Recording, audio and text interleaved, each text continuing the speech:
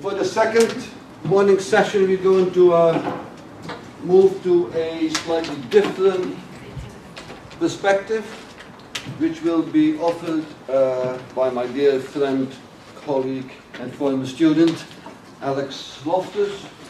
He has an undergraduate degree from the University of Edinburgh. He did his master's at Queen's University in Canada. While he was there, he carried out fieldwork in Buenos Aires, reinforcing a conviction that the Washington Consensus is a deeply perilous venture and confirming the ways in which critical academic work could contribute to understandings of the possibility for alternative futures. His doctoral research at the University of Oxford looked at the politics of water in Durban, South Africa, and he has continued to build on such convictions in what is perhaps an even more controversial city. After finishing his DPhil in 2005, he was awarded the very prestigious RC UK Academic Fellowship at Royal Holloway, University of London, where he has been a lecturer until 2010, after which he moved to King's College Department of Geography. He has been a prolific author. He co-edited together with Farhana Sultana a book on the right to water. Then, fresh off the press, he edited together with Michael Eckers, Julian Hart, Stefan Kipfer, a wonderful book on Antonio Gramsci, the notorious Marxist and communist, on space, nature, and politics. But he also is the author of Everyday Environmentalism, a book I can very highly recommend to all of you, and I think that's the theme of his talk today. Thank you very much for being here, and looking forward to listening to Everyday Environmentalism. Thanks, Alex. Thank you, Eric. Okay, I really wasn't sure how I should structure today's talk, and I thought I would. So Creighton's been incredibly helpful in providing some suggestions of how I could structure the session, and also. But I also thought if I sat in on John's talk, then I could kind of follow the same pattern. So that part of the reason why I don't have the PowerPoint presentation is that I wanted to be able to adapt it so that it could kind of fit to the structure of the workshop. But what I thought I'd do, the main thing I'm going to do is to talk about the book, Everyday Environmentalism.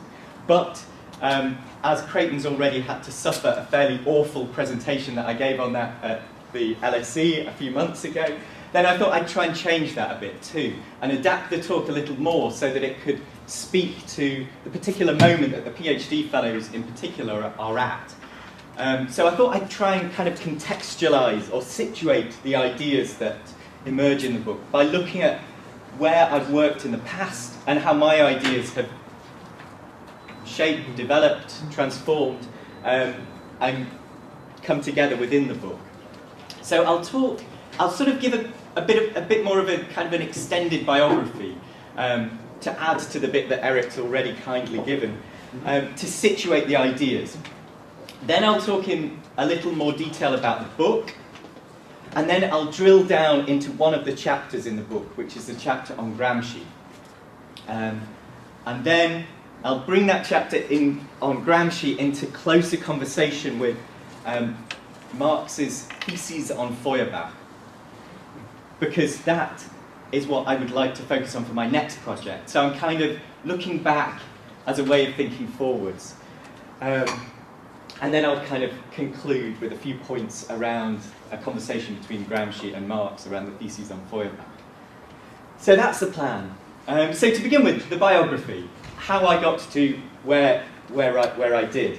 So as Eric said, I did my undergraduate degree at the University of Edinburgh. It was a particular moment in the 1990s where geography was dominated by debates around post-structuralism, much excitement around this, and the course was taught in a way that really brought together these ideas. There was lots of excitement, lots of discussion of Foucault at that particular time, but also an oddly kind of considering the lessons that we might take from post-structuralism, also an oddly kind of linear trajectory that much of the work associated with historical materialism had now been thoroughly critiqued, abandoned, rejected in favour of this bright new future which was around post-structuralism. This was where the discipline was at, and this was where it was going to be pioneered. I got a lot from the degree. I enjoyed it. But then I went on to do a master's degree at Queen's University in Canada. And when I was studying there, so it was a 2-year master's degree programme, when I was studying there, I came across this really peculiar paper in the Scottish Geographical Journal called, I think the title was something like The Spectre of Historical Geographical Materialism, which was written by Eric, and it completely blew me away and totally went against much of what I got from my undergraduate degree, that this bright new future was all about Foucault. It was looking back as a way of looking forward, again, looking at the roots of the discipline, of radical geography, looking at a sense of commitment to a world-changing project and how geography could do something there. At the time I was beginning to plan my dissertation research, which, as Eric said, was looking at water privatisation in Buenos Aires. I didn't at the time know that this author of this piece on the spectre of historical geographical materialism had done all this amazing research on water too. So I started to read more and more of it. And started to read also at the same time Neil Smith's work, Uneven Development, and Harvey's work in Limits to Capital. At that time as well, at the time of the master's dissertation, in Queen's University, which is in a town called Kingston in Ontario, which is about halfway between Toronto and Montreal. This was between 1999 and 2001, and it was a really special moment, I think, for social movements around the world. The battle in Seattle had taken place in 1999, in December 1999, and we, as graduate students, were really, really energised and excited by what was taking place there. In Canada at the time, and in Kingston, there were all sorts of really, really inspirational, rooted activists who were inspired by anarchist theories and anarchist perspectives, who hadn't normally had many conversations with people at the university, who they tended to regard as pretty snobbish, detached, disengaged. But we, as students, learned so much from this ragtag band of activists. And it sought to reshape, I think, for what we as graduate students were doing. It reshaped a lot of that work. It helped to give some substance to what we were doing, I think. At the time, there was a big protest that took place in Quebec City against the establishment of the free trade area of the Americas. It was the most wonderful carnivalesque protest, but also one which was suppressed by some fairly serious violence on the part of the Canadian state. But we, as graduate students working with activists in Kingston, managed to shut down the main thoroughfare that leads from Kingston all the way up to Quebec City for a few brief, well, a couple of hours, as we led a slow-moving convoy that shut down the flows of trade that we were so opposed to, and sought to enable activists who were coming over the border from the US, sought to help to, well, we were going to shut down that border to flows of trade until those activists could pass. Those activists had already been told they weren't going to be able to pass. So there was some really, really exciting stuff happening around this politics. The master's dissertation, anyway, was looking at water privatisation. I was really lucky to be able to work with a band of scholars who were working closely with some union groups. I was ended up working with some union groups and some activist academics within Buenos Aires, learnt a lot from them too. And the dissertation came out, and I was incredibly fortunate in being able to then go on to a PhD to work with Eric and kind of give some substance to these ideas, which were still quite fragmentary. You know, I knew about limits to capital, I'd read it, but I hadn't really studied it in the depth in which I needed to. By some fortunate occurrence, I was then able to teach Eric's tutorials on that went with his lectures on the limits to capital, and really had to study it. You know, people say that you don't really get to know something until you've had to teach it, and I think that really came out. And those ideas then, and also the work from Neil Smith's Uneven Development, came together, I think, within the PhD, which was looking at Durban. Partly the Durban project was because of a network of academics who, so the Buenos Aires work was part of a bigger project called the Municipal Services Project, which was looking at the delivery of municipal services. Brought together, again, union groups, brought together social movements, and it was largely based in South Africa. But I had done my work in Buenos Aires as kind of a spin-off from this project. But I was really drawn to the debates that were taking place in South Africa at the time, in part because South Africa seemed to be this country where people had thrown off the shackles of apartheid and the political situation looked up for grabs. It was somewhere where things didn't seem so fixed, frozen. Things seemed potentially changeable. There seemed like still openings for a transformative politics within South Africa. So, having applied to work with Eric to look at Buenos Aires, I was really lucky to then change the PhD topic and end up working in Durban on something entirely different. And that was when the Durban work came together. I was also, for the field work, so I conducted the field work in South Africa between 2002 and 2003. And I was also really fortunate to be able to work with my partner, who received a research fellowship from the University of KwaZulu-Natal in Durban. So we worked together quite closely. She'd come from a kind of an international politics, international relations background, where they'd also been reading some stuff, some of the neo-Gramscian debates, and how Gramsci had been enrolled into international relations theory, some of which seemed quite relevant, so we were kind of toying with these ideas around Gramsci. And also within South Africa itself, there was a broader discussion of Gramsci, partly influencing debates within the South African Communist Party, and also influencing some of the debates for the social movements. So Gramsci began to figure more prominently within both the discussions that Fiona and I were having and also within my own work. Then, then finish up the PhD and seek to take forward some of these ideas. And I think if one thing really guides what I'm interested in, I think we have to look back to those debates within historical geographical materialism. I think it provides one of the most solid, profound critiques of the topsy-turviness of the world in which we live. That kind of, the perverted reality in which we go about our day-to-day business, that very often provokes anger at the injustice of it all, that for young graduate students provokes us into going to the protests against the free trade area of the Americas in Quebec City. So historical geographical materialism for me provides that really solid base. Smith's work, Neil Smith's work, in particular his work on the production of nature, I think, provides a really, really solid basis from which to make sense of an environmental politics within that too. Smith, I think, has done one of the most amazing jobs. And again, I think Smith is kind of neglected within many of the debates around eco-Marxism. He's not seen as part of the canon that's generally associated with John Bellamy Foster, Paul Burkett, and other people like that.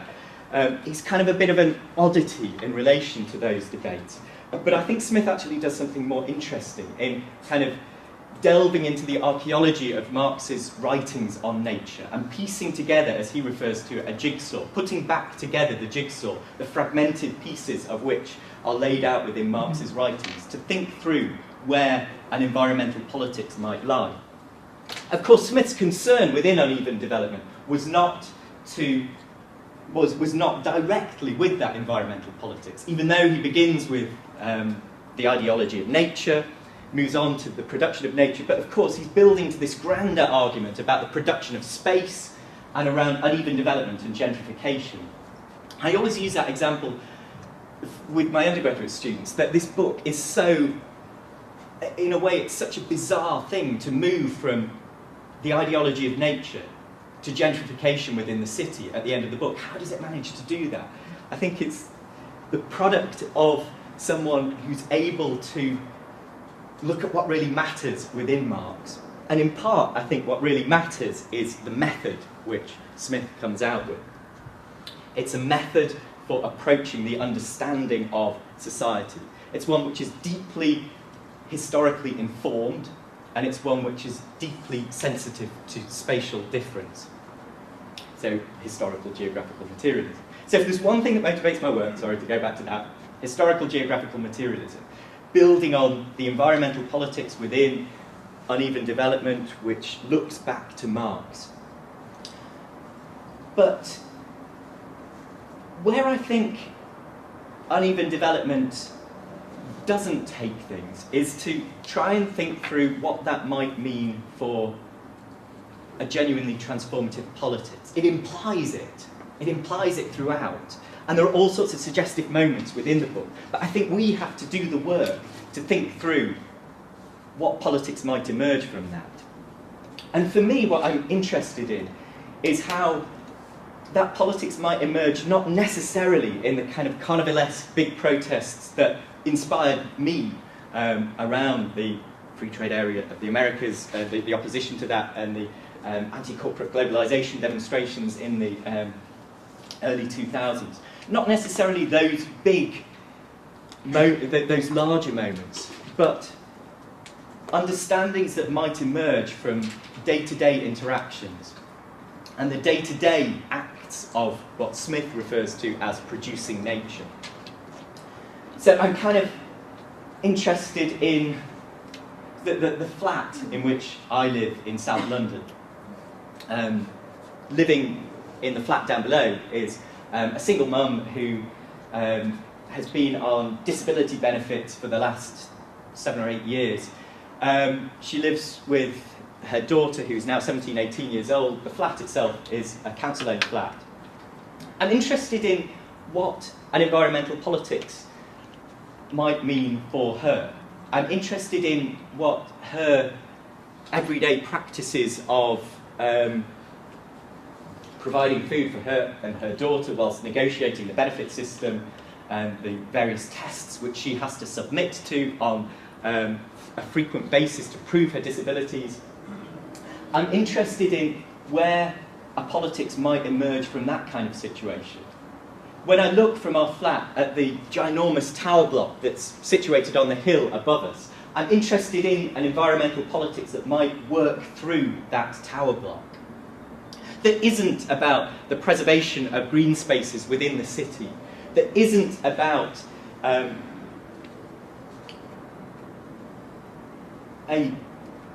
exclusionary concept of nature which seeks to differentiate it from human practice. I'm interested in one that builds from that practice, that works through the tower block, that works through the day-to-day practices of the single mum living in the flat below. So that's it. Those are the two interests. Building from historical geographical materialism, excavating it further, but thinking through the politics that might emerge in relation to everyday practices.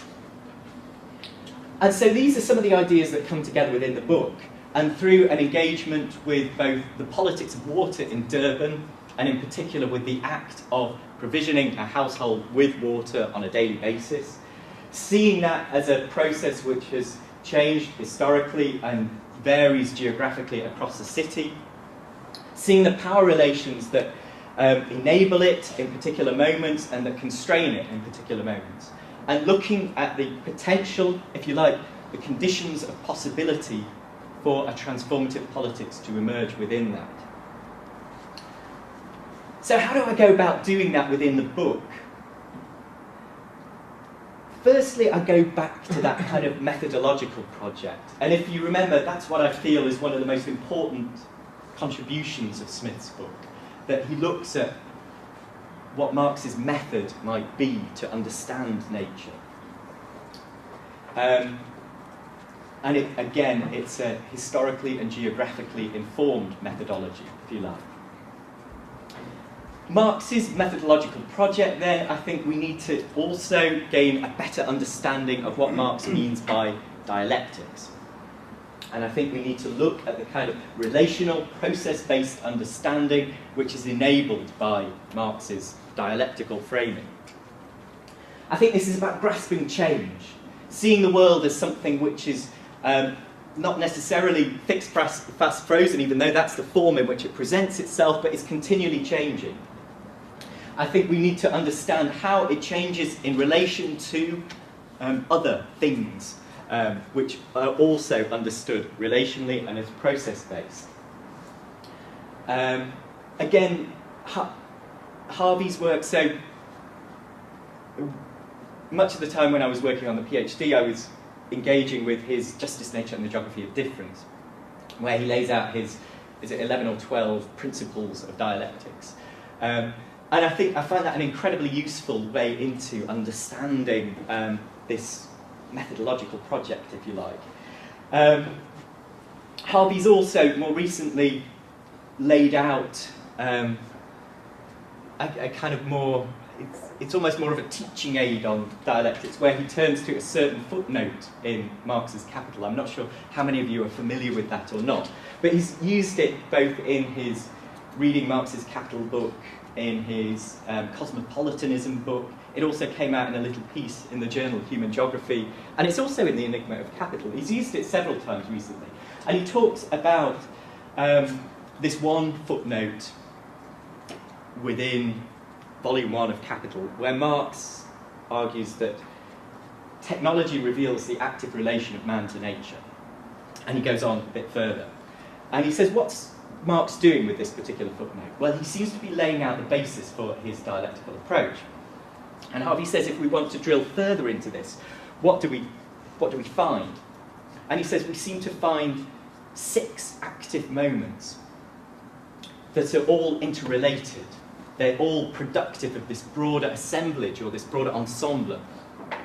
And the 6 active moments that he identifies are the relation to nature,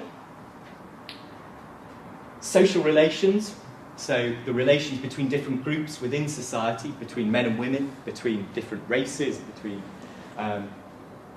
different groups on the basis of sexuality, however we define these groups socially. So social relations. Relations of production, perhaps the main way in which we might think that Marx understands this broader ensemble. So the relations of production, technological relations, ideas, everyday life. How many have I done? Have I done 5 or 6? I can't remember. Have I only done 5? No, I think it's not 6. Okay, 6. I think that's it. He's also brought in later institutions, and we might begin to think of those. So these are all internally related. And he says the dangers of any environmental, or the dangers of any radical political project is to focus solely on one of those moments, and to see that as the sole transformative moment. So to take the relation to nature, if we simply change our environments, then we change the societies which exist within them, an environmental determinist debate. If we simply change the relations of production, then we change everything within our society and get rid of all forms of injustice. If we simply get the ideas right, then we change the world. Harvey says you have to begin with one of those, but you always have to recognise the way in which it's internally related to each of the other moments. And to neglect those internal relations is to fall back on a form of determinism which is deeply problematic. So again, if there's a methodological project embarked upon by Marx, I think at the heart of that is this dialectical approach. And again, I think we can see this within Lukács's definition of what is orthodox Marxism. And he writes that for any orthodox Marxist, it would be possible for any of Marx's individual theses to be rejected in toto, to be disproved entirely. But that would not necessarily imply a rejection of Marx's works, because what matters for orthodox Marxism is method. And that method for Lukács is the dialectical approach. So that dialectical approach and the method is one of the things which I'm particularly interested in the book. I'm also interested in this being a creative project. And I think very often when we think of Marx, very often when, such as in my undergraduate degree, Marx is portrayed as someone solely interested in the economic sphere, with very little or no interest in aspects of creativity, certainly no interest in aesthetics. And this is an absolute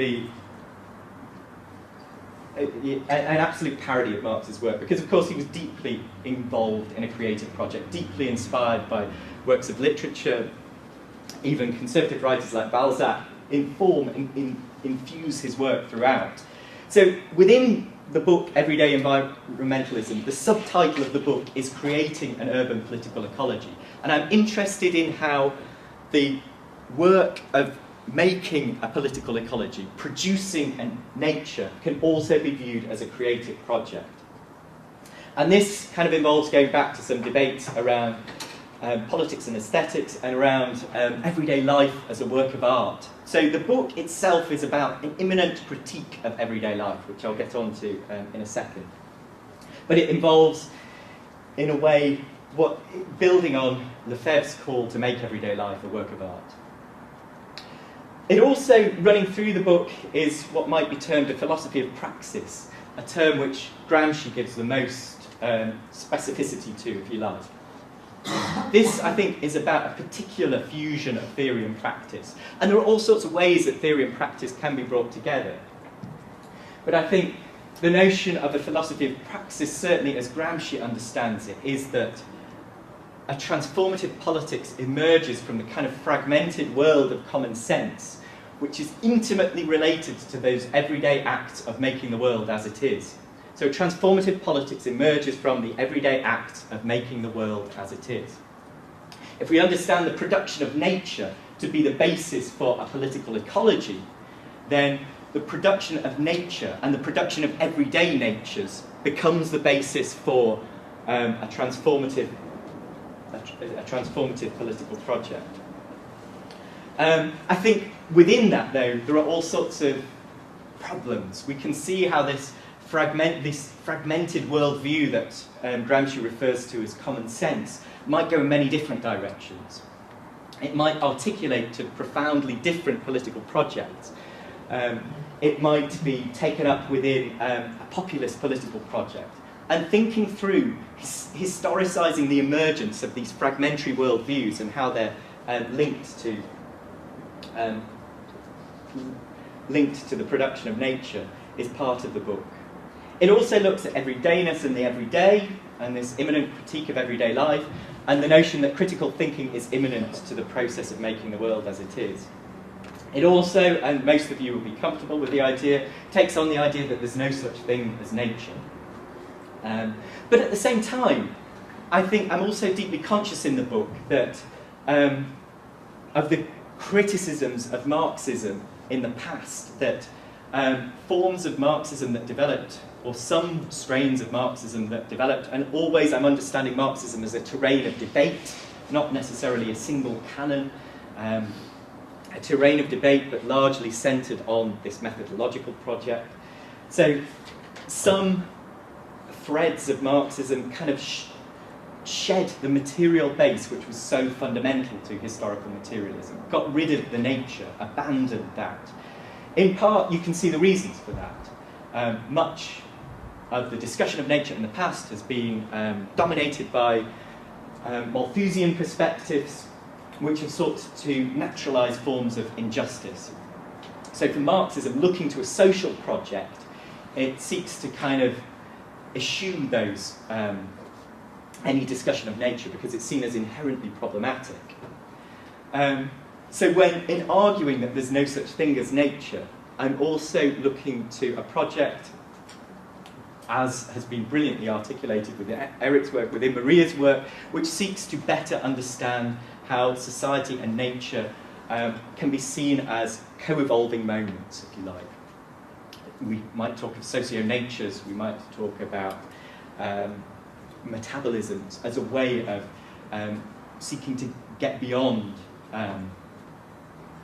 naturalised understandings, whilst also incorporating the fact that matter matters, if you like.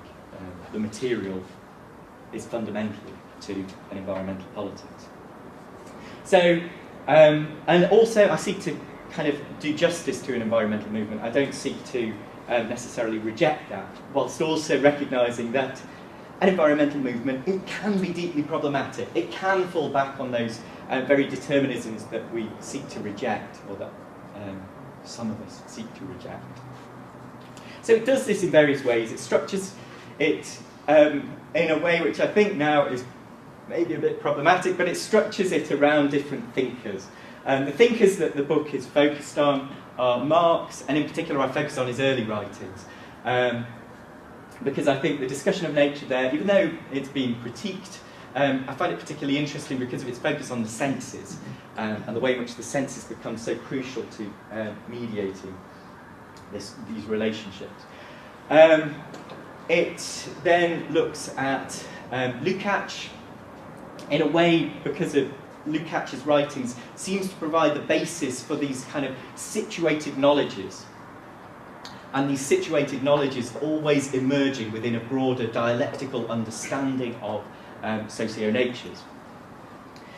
Lukács was, in part, one of the influences on feminist standpoint theory as it emerged within the 1980s. And this, for me, becomes really crucial for thinking through broader forms of production.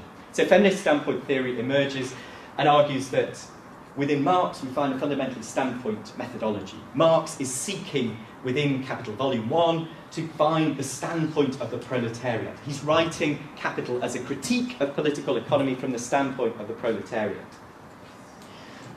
Feminist standpoint theory said, great, let's use this standpoint methodology, but if we only understand practical activity as wage labour, then we miss the vast majority of practical activity as it exists in the world at the present moment. So look instead at the gender division of labour. And if we understand this gender division of labour, then we also understand how acts of social reproduction become fundamental to the emergence of forms of consciousness about the way in which the world is structured. So feminist standpoint, so I kind of bring feminist standpoint theory into conversation with Lukács in that chapter. And also some of Donna Haraway's writings on the cyborg, which emerges, I think, from that kind of feminist standpoint trajectory, but it's very often been forgotten, I think, within some of the work on the cyborg. Then I turn to Gramsci and try to think, and I'll go into some more detail on this in a second, about the emergence of worldviews and what happens to those worldviews.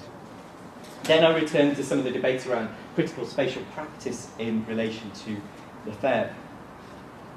So there's kind of this hodgepodge of different theorists, and then concrete examples are woven through the different chapters. Again, the work from South Africa is woven through some of the chapters, and also engagements with urban interventions within London, some of the work of the group CityMind, another one of Eric's PhD students, and how these urban interventions seek to recraft the political ecology of the city in different ways. So I'm kind of engaging with those two concrete moments throughout the book.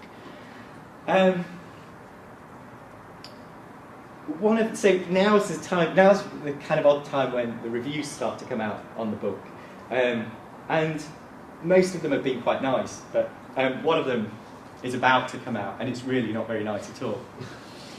And so the title of the review is City of Ivory Towers. And the whole basis of it is that I approach the city from these theorists, and I seek to look out from... I don't understand where these ivory towers are anymore. It seems a cliche to talk about this ivory tower when our universities have been so restructured in the image of capital. The spaces in which we might be these disengaged thinkers are almost non-existent. The book itself was written in engagement with residents of this one particular informal settlement in Durban. It was also written in those moments between the next load of washing and the dash to the school gate to pick up my daughter from school or nursery. So this ivory tower, for me, just doesn't exist. But in order to try and convince you of this, I'll focus on perhaps one of the less representative chapters in the book, which is that on Gramsci, which really drills into some of the empirical details of this, or the concrete details of this one informal settlement, Inanda, in Durban. So my PhD research, as I say, was based in Durban. It was looking at the politics of water provision in the city.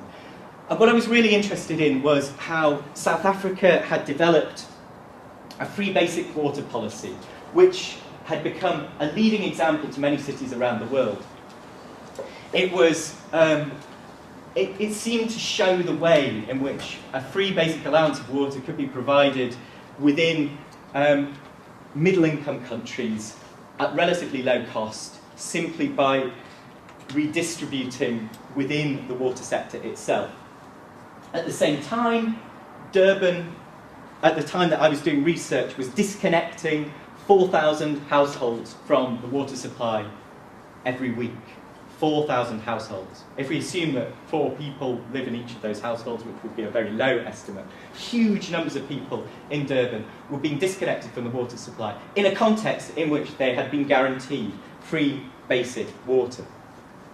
So I tried to make sense of this situation within the PhD, and I became particularly interested in the political economy of the bulk water arrangements, how water was being sold to the city, how this could be traced back to the apartheid settlement. In many respects, the formation of this bulk water provider within the city of Durban was entirely related to justifying apartheid as a project of separate development. So bulk water providers created, it's then commercialised in the post-apartheid period. So this was part of the problem. There were various court cases in Durban, many activists involved both in challenging the court judgments that were made and in challenging the municipality. I was less interested in the kind of high-profile cases which were very well documented by people like Patrick Bond, by Ashwin Desai, by many others, who have done a brilliant job of documenting the recent history of these struggles to concretise the right to water as it is guaranteed within the 1996 Constitution in South Africa. So their work does a brilliant job of it. Ashwin Desai, in particular, focuses on the emergence of social movements within one area of the city of Durban, in Chatsworth. Other people like Richard Pithouse have done some phenomenal work with the shack dwellers movement in Durban, and these very organised inspirational groups which were emerging and have emerged over the last 10 or 15 years within South Africa.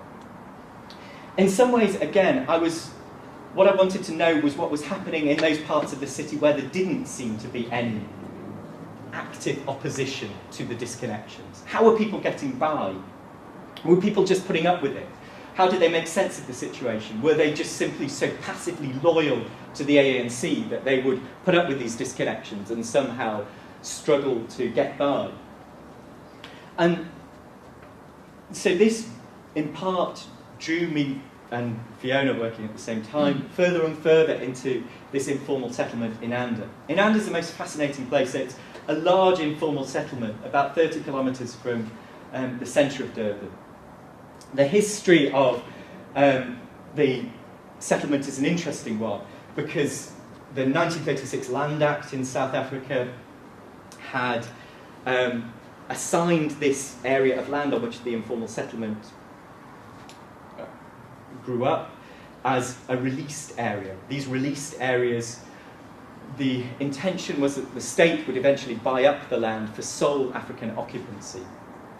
But prior to that, it enabled Africans and Indians, these are the apartheid categories, to coexist within one area. So it kind of disrupted the apartheid project in some respects. African freehold land was possible within this settlement right up until the 1980s. It was possible. So this released area, Inanda grew up within this released area. Basically, the area became dominated by some African landowners and some Indian landowners who were farming shacks within their areas of land. So shacks grew up they would pay a rent to a landlord. And water provision in the area was basically dependent on either the benevolence of the landlord or the landlord's attempt to seek some kind of commercial advantage, so to sell the water which came from one particular borehole. So it was a somewhat impoverished area, and the political ecology of the area, if you like, was shaped by its relation to the apartheid state, the intentions of the apartheid state, and this fragmented land ownership and the landlord-tenant relationship. It also posed, so a large township was built next to Inanda, Kwamashu. These townships, of course, were the containers of labour that fueled the apartheid city, that inspired, on which the apartheid city depended, but also showed up the contradiction of the city, that separate development was supposedly one in which white and black would live in entirely separate states.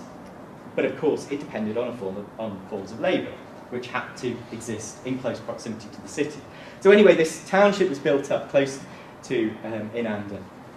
And this then enabled residents of the informal settlement in the 1960s and 70s to be able to commute relatively easily to the city. So the informal settlement gradually becomes integrated within the city, even though it's still this kind of liminal peripheral area that's not supposed to exist. It's released. It's kind of in this administrative limbo. It's not really part of South Africa. It's not really part of the intended KwaZulu-Bantustan.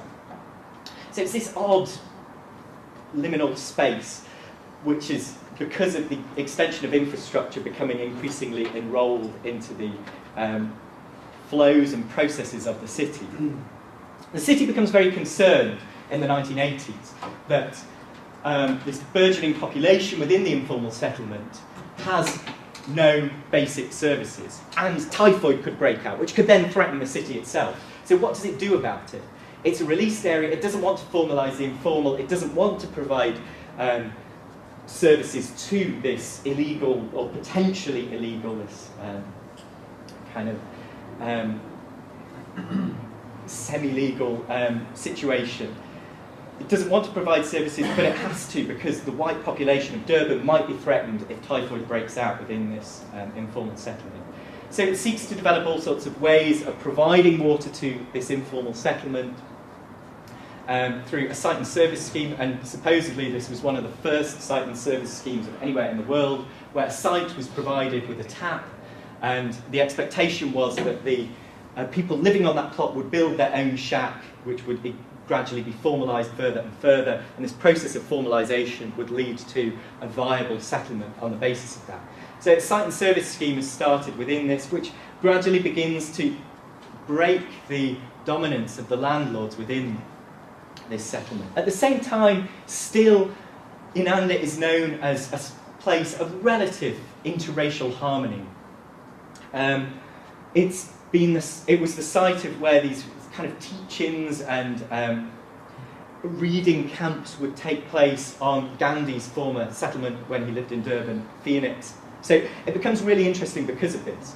But then the site and service scheme begins to unsettle this, and at the same time, drought is beginning to put greater pressure on the landlord-tenant relations, and the apartheid state is trying to exploit this further and further by claiming that the landlords are responsible for the lack of provision of services within the area.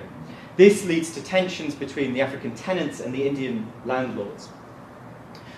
By 1985, there's the murder of a prominent activist in a very different part of Durban, and then violence breaks out right the way across Inanda. And this moment of what some had understood to be a moment of brief interracial harmony seems to be shattered and fractured as some incredibly violent turf wars take place within Inanda between Inkatha and the Comrades movement. So in opposition to apartheid, you had the civics in the late years of apartheid. Within KwaZulu, you have the Comrades movement, which seems to be this kind of youth, driven by the youths, very often quite a militant opposition to apartheid. So the comrades phenomenon within Inanda really takes off, but very often this is focused on these quite violent turf wars between Inkatha and the comrades movement. So anyway, this goes on until the dying days of apartheid in 1989. And what then happens, as Inkatha seems to be crushed within Inanda, is that the comrades reform into what they call themselves as the Inanda Marshals. This was somewhat like a militia, but they become sort of the de facto administration for Inanda, which still lies outside of any administrative control. And they divvy up the land of the area and distribute it, and again begin to reshape the political ecology and the socio-natural relations of that particular part of Durban by dividing up the land. They were an incredibly benevolent, by social historians' accounts, an incredibly philanthropic, well-organised group. And again, crucial to the research which I did for the PhD was the involvement of one of the Inanda Marshals, a guy called Tulani, who had been one of the key Inanda Marshals responsible for this distribution of land, one of the most inspirational people I have ever met. Tulani, anyway, then becomes part of this group which emerges from the Inanda Civic Association, turns into the Inanda Development Forum, and this group, again, distribute land and negotiate between landowners and seek to bring services to Inanda, where it formerly hadn't had services, seek to ensure that water is provided within the settlement. This group is seen as a potential source of opposition to the ANC. It's seen as somewhat uncontrollable. So the ANC says rather than having, the Inanda Marshals firstly are seen as a potential source of opposition. Rather than having this unruly autonomous group responsible for the provision of services and the distribution of land within the settlement, the ANC wanted to establish its tentacles within the settlement. So it establishes the ANC Youth League and seeks to disband the Inanda Marshals. Tulani, who had worked within the Marshals and within the ANC, is then expelled from the ANC. He's a Trotskyist, he's to be thrown out. He keeps turning up at meetings, he's never actually thrown out. He doesn't quite understand what it is to be thrown out. Continues to be part of it. It's very much his political understanding that he will work with different groups at different times. Anyway, by the mid-1990s, as the post-apartheid project is beginning to take some shape, experimentations take place around private sector provision. And the hope is that Durban will sell its municipal service provision and bulk water provision to a large French multinational who will provide it for phenomenally cheap rates, will extend the network and do all those amazing things that private sector companies are meant to do. In actual fact, what happens is this small tri-sector partnership between supposed civil society, between business, Veolia Water, and the municipal water provider. This tri-sector partnership develops within Durban and again seeks to reconfigure the political ecology of the settlement, but in particular around this notion of the individual fee-paying consumer of services.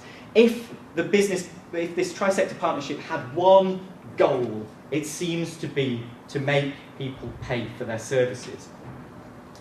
So I kind of trace in the chapter this historical geography of this one settlement and how from this changing historical geography we might begin to make sense of the political ecology of the settlement.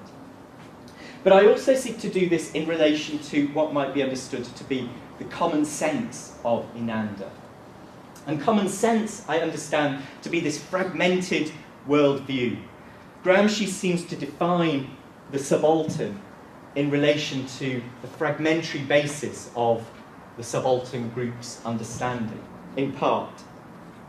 So common sense is about this fragmentary, these fragmentary understandings, the kernel of which can be good sense. So there's the potential for these radical perspectives to emerge within this fragmented common sense worldview. And I seek to kind of trace the emergence of this at particular times, how a radical progressive political movement was galvanised in one moment, and then it seems to disappear in other moments. How it comes up again, and how this can always be related to the engineering of the political ecology of this particular settlement. So how ideas can be understood to be internally related to the technologies of providing water, to the relations of production, to the social relations, to everyday life, I can't remember, institutions. So how it can be internally related to each of these. So that's what I'm trying to do within this chapter, to see where the potentials might lie within the present moment, and to seek to begin to understand these. And I think one way in which I might have taken them forward further is in relation to the Gramscian person and this notion of the person. And Gramsci, throughout Gramsci's writings, the figure of the subject seems to be almost completely absent.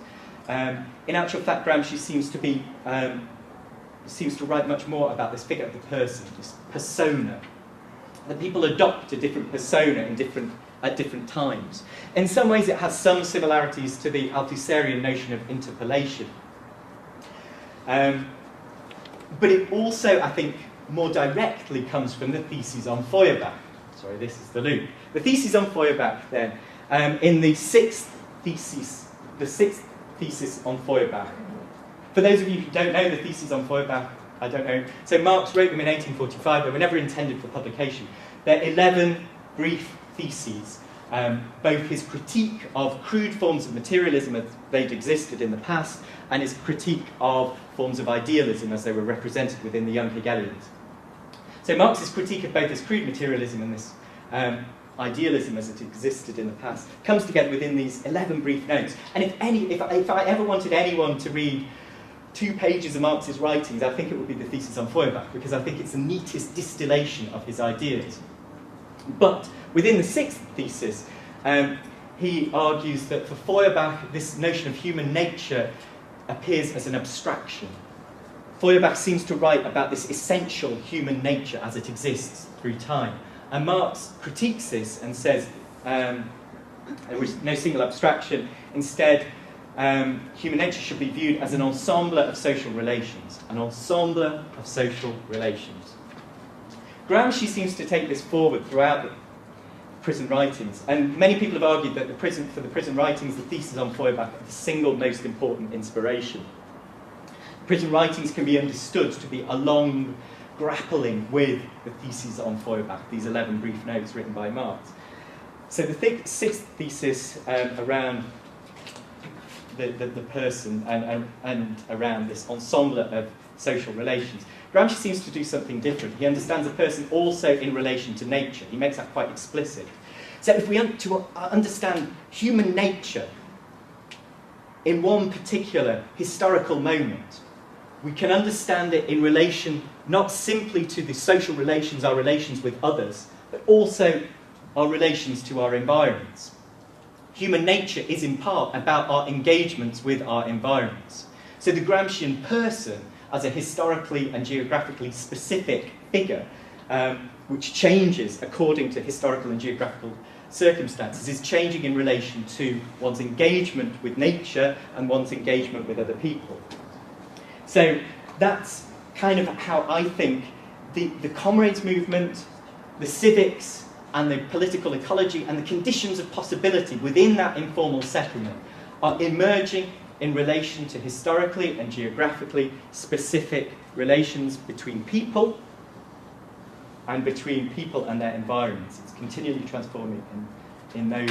So I think a political ecology can contribute something in seeking out those radical possibilities in historicising and spatialising those socio-natural relations. So, again, you can go into other of the theses on Feuerbach to find interesting things. The educated too must be educated, the dialectical form of pedagogy that Gramsci seems to see as so fundamental, and that also guides the theses on Feuerbach. So, to summarise, the 3 things that I would want you to take away from the book and from the chapter, I think it would be the importance of praxis, a particular understanding of the fusion of theory and practice and how we think about that relationship. I would also hopefully want you to take away a sense of this dialectical pedagogy that the educated too must be educated, and that we're always educated in relation to the environment of which we are a part. And then finally, how to advance to a politics through always remaining in contact with the common sense of a particular place and a particular environment. This fragmented common sense. For Gramsci, a transformative politics can only emerge if it remains in contact with that common sense. It can't begin from anywhere else. It cannot begin from the ivory towers. It can only begin from the earthliness of thought, as he refers to it, the absolute secularization and earthliness of thought. So that would be something that I would hope that you would take away from my brief summary of that particular chapter in the book, this engagement with the absolute secularization of earthliness of thought. So the importance of praxis, the notion of dialectical pedagogy, and the advancing to a politics who always remaining in contact with common sense. So, a bit of a kind of,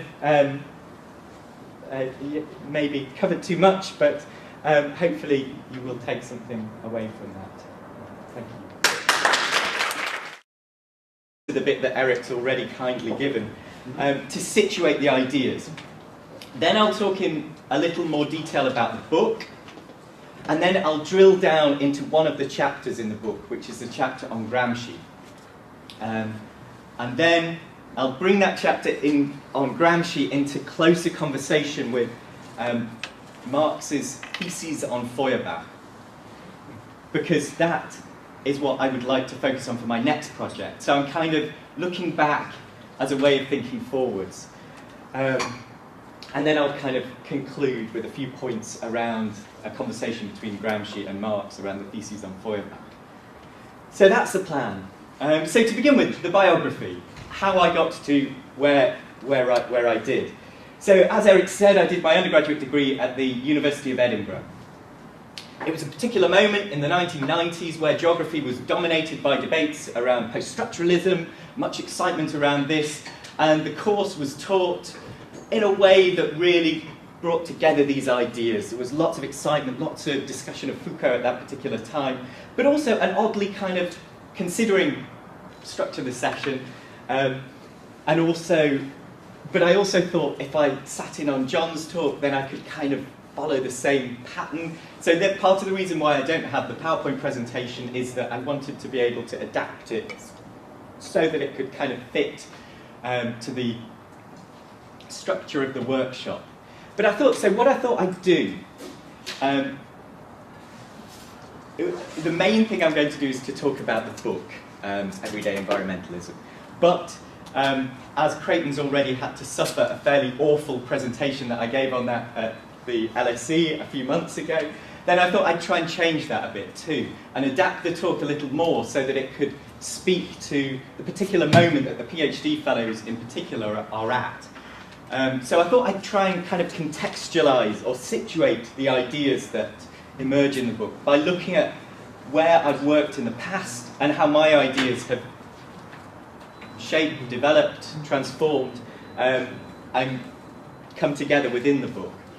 So I'll sort of give a bit more of a kind of an extended biography to add to prestigious RSC UK academic fellowship at Royal Holloway, University of London, where he has been a lecturer until 2010, after which he moved to King's College Department of Geography.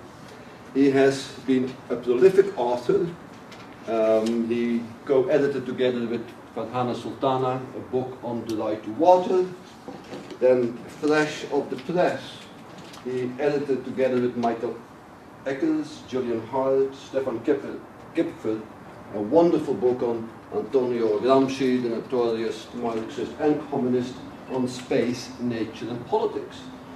But he also is the author of Everyday Environmentalism, a book I can very highly recommend to all of you, and I think that's the theme of his talk today. Thank you very much for being here, and looking forward to listening to Everyday Environmentalism. Thanks, Alex. Thank you, Eric. Okay, I really wasn't sure how I should structure today's talk, and I thought I would So Creighton's been incredibly helpful in providing some suggestions of how I could.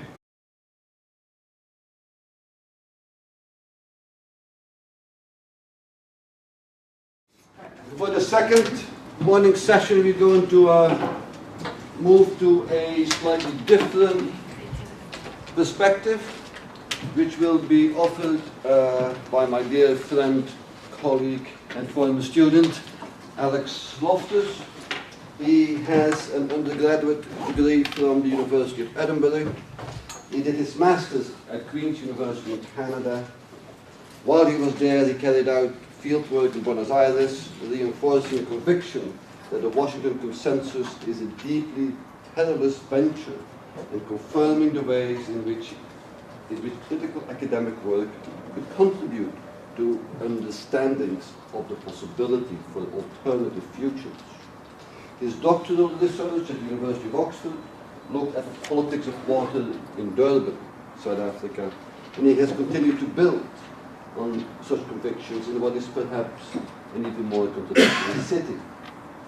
After finishing his DPhil in 2005, he was awarded the lessons that we might take from post-structuralism, also an oddly kind of linear trajectory that much of the work associated with historical materialism had now been thoroughly critiqued, abandoned, rejected in favour of this bright new future which was around post-structuralism. This was where the discipline was at, and this was where it was going to be pioneered.